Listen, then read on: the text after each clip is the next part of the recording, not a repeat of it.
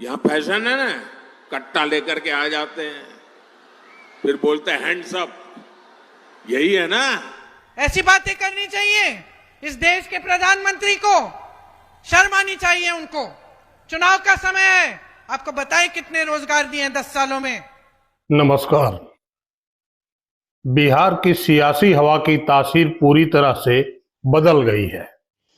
जिस बिहार ने सत्याग्रह के लिए महात्मा गांधी को चंपारण की जमीन दी, जिस बिहार ने देश को राजेंद्र प्रसाद के रूप में पहला राष्ट्रपति दिया, जिस बिहार ने संपूर्ण क्रांति का नारा देकर देश की सियासत बदल दी, उस बिहार में अब कट्टा, दोनारी और रंगदारी पर बहस हो रही है।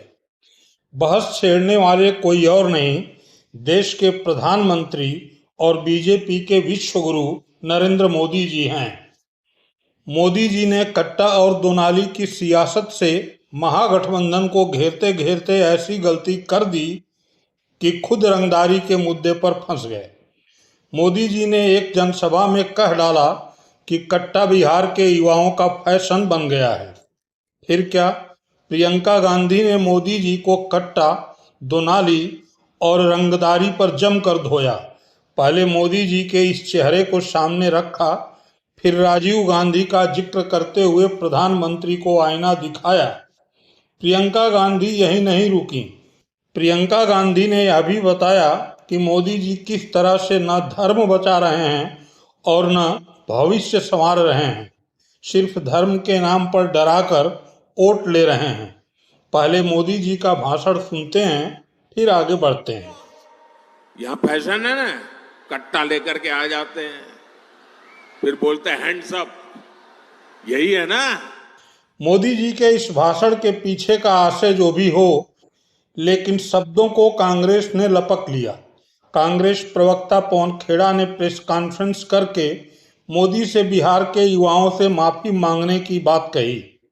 पवन खेड़ा को सुन लेते हैं, फिर देखते हैं कि कट्टा, दोनाली और रंगदारी पर प्रियंका गांधी ने मोदी जी को किस कदर धोया। बड़े भारी मन से आपसे एक बात साझा करना चाहता हूं। प्रधानमंत्री आज बिहार में थे। उन्होंने एक ऐसी टिप्पणी की जो बिहार के नौजवान का अपमान है, बिहार का जो योगदान है इस सभ्यता में, उसका अपमान है, बिहार के एक एक व्यक्ति का अपमान है। यह आपने जरूर सुना होगा।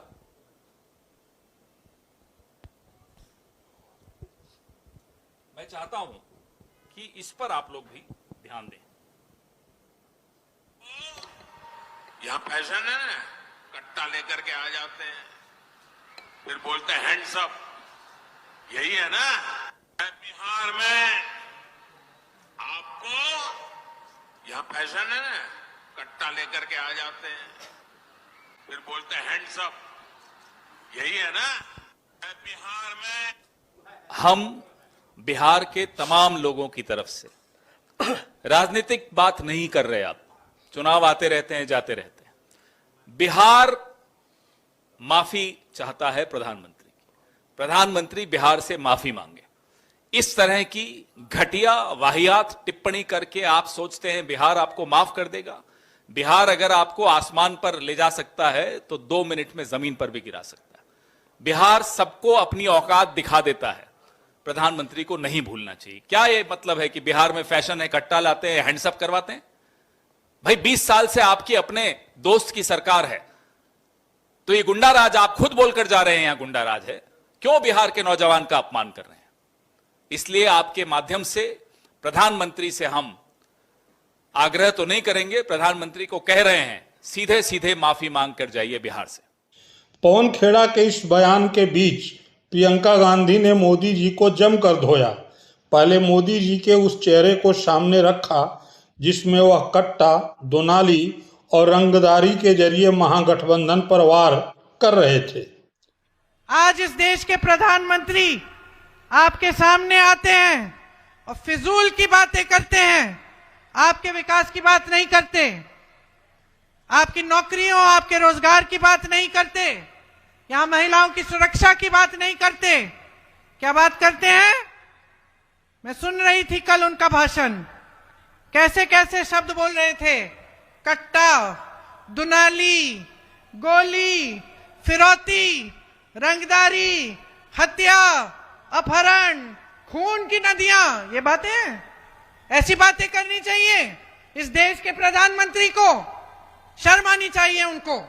चुनाव का समय है, आपको बताएं कितने रोजगार दिए हैं 10 सालों में, आपको बताएं महिलाओं के लिए क्या किया है, उनको अपने पैरों पे खड़े होने के लिए क्या दिया है, आपको बताएं कि ये जो महिलाएं यहाँ पे खड़ी हैं, नौजवान, इनके लिए शिक्षा के लिए क्या किया है। यहाँ पूर्णिया में अस्पताल क्यों नहीं है, अच्छा एम्स क्यों नहीं लगवाया यहाँ। प्रियंका गांधी ने मोदी के चेहरे को सामने रखने के साथ ही अपने पिता राजीव गांधी का जिक्र करते हुए प्रधानमंत्री मोदी को आईना भी दिखाया। प्रधानमंत्री गांव जाते थे, मोदी जी की तरह चीन और यूएस और इधर उधर राष्ट्रपतियों से हाथ मिलाने नहीं, गांव में किसानों से पता करने कि भाई तुम्हारा गुजारा कैसे चल रहा है, तुम कमा पा रहे हो खेती से, हम कुछ कर सकते हैं तुम्हारे लिए। मैं खुद गई हूं अपने पिताजी के पीछे पीछे, अमेठी के एक गांव में, कस के डांट खाए, वो प्रधानमंत्री थे, सुनिए 400 सीटों से आए थे सत्ता में, मोदी जी से ज्यादा, प्रधानमंत्री थे, गांव गांव जाते थे। गांव में एक महिला ने कस के डांट दिया और मैं घबरा गई, मैंने सोचा ये पिताजी को डांट रही है, मैं तो पिताजी से डरती थी क्योंकि बड़े पक्के थे वो, हम कुछ गड़बड़ करते थे तो डांट खाते थे खूब, और महिला डांट रही है गांव की, और मैं देख रही हूं कि भाई ये डर नहीं रही है, ये तो डांट रही है। किस लिए डांट रही थी? क्योंकि पिताजी 6 महीने पहले आए थे, उसने कहा था मेरे यहाँ पे मेरे लिए नल लगवाओ घर के सामने, और पिताजी ने हाँ कहा और अब तक नल लगा नहीं था। तो कहने लगी ठीक है राजीव भैया, प्यार तो बहुत करते हैं आपसे, लेकिन वोट नहीं देंगे अगर हमारा नल नहीं लगेगा। ये थी मानसिकता। और मैंने जब पिताजी से पूछा कि पिताजी वो तो महिला आपको डांट रही थी, आपको बुरा नहीं लगा? तो पिताजी ने कहा कि ये मेरा कर्तव्य है बेटी, और अच्छा लगा कि मुझे डांट पड़ी, क्योंकि इसका मतलब है कि इस महिला को अपने अधिकारों की समझ है, कि ये महिला समझ रही है कि ये सरकार, ये मंत्री, ये सांसद, ये प्रधानमंत्री उसके लिए काम करते हैं, वो समझ रही है। तो ये अच्छी बात है बेटा, इसमें घबराने की कोई बात नहीं है। ये एक समय की मानसिकता थी, ये मानसिकता महात्मा गांधी जी ने कांग्रेस पार्टी के हर एक नेता के मन में, व्यवहार में डाली। ये मानसिकता ही इस देश की राजनीति की नींव थी। प्रियंका गांधी यहीं नहीं रुकी। प्रियंका गांधी ने यह भी बताया कि मोदी जी किस तरह से न तो धर्म बचा रहे हैं और न भविष्य संवार रहे हैं, सिर्फ धर्म के नाम पर डराकर वोट ले रहे हैं।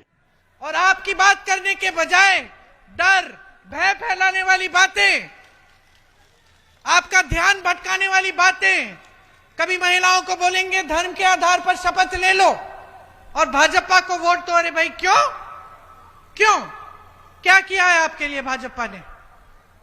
मैं एक गांव में गई थी, वहां महिलाएं ने मुझे, महिला थी एक, मैंने पूछा ये बच्चे स्कूल नहीं जाते? कहा नहीं जाते। मैंने कहा क्यों?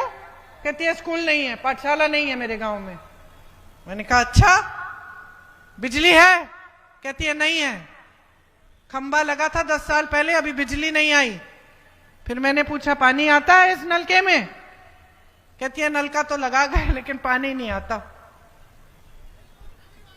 तो मैंने कहा फिर किया क्या है आपके लिए सरकार ने? कहती है दीदी कुछ नहीं। मैंने कहा वोट किसको दोगे? विधायकी का चुनाव था यूपी में। कहती है मैं भाजपा के विधायक को फिर से दे दूंगी। मैंने कहा फिर से क्यों दोगी? कहा क्योंकि मेरे घर आए थे, दुरदुरिया किया, प्रार्थना की हमारे साथ, और हमसे शपथ खिलवाए हैं कि धर्म के नाम पर हम वोट देंगे। तो मैंने कहा ऐसे तुम वोट देती रहो धर्म के नाम पर, ना तुम्हारा धर्म बचाने का काम कर रहे हैं और ना तुम्हारा भविष्य बचाने का काम कर रहे हैं। तो मैंने उसको समझाया जागरूक बनो, इन बातों में मत पड़ो। जो तुम्हारे लिए काम करेगा उसके लिए अपना वोट डालो।